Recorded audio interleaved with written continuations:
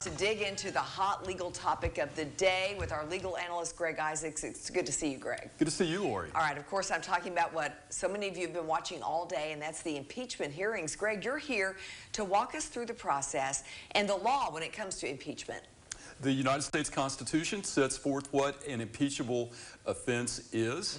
A president may be impeached if he commits treason, bribery, or a high crime or misdemeanor. Lori, high crime or misdemeanor is not defined, and it's kind of ambiguous. It's kind of evolved over the years as the impeachment process has evolved. And let's talk about why President Trump is in this position. Well, because allegedly there is a quid pro quo that constituted an abuse of power.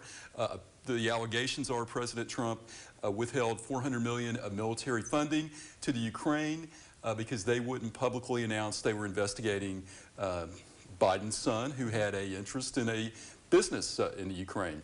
So, very interesting. Now, here's how it works. Articles of impeachment are decided by Congress. So after hearing testimony, witnesses, looking at various committee reports, depositions, they vote on whether to return articles of impeachment. It only requires a majority vote. If articles of impeachment are returned, then it goes to the Senate. Then there's actually a mini trial. The judge is actually the Chief Justice of the U.S. Supreme Court, and you have a trial. The standard is higher at the Senate. There must be a conviction by a vote of 2/3 of the Senate members. And that has not happened very often. It's tough to be impeached. It's tough to be impeached. 61 federal officials have been impeached throughout the years. Only 19 convicted. 2 presidents, Andrew Johnson, who escaped impeachment by 1 vote in the Senate. William Jefferson Clinton, he had the articles returned, but escaped being convicted in the Senate.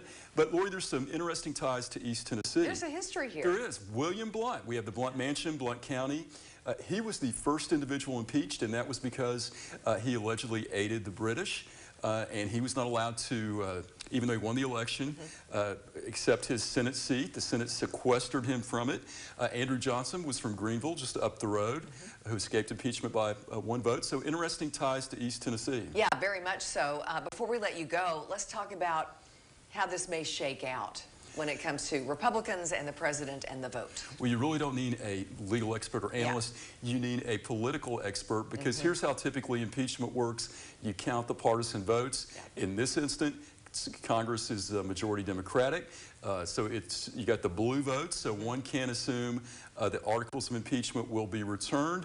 But when you get to the Senate, the majority is Republicans, so very doubtful that President Trump would be convicted. All right. Thank you, Greg. Thank you.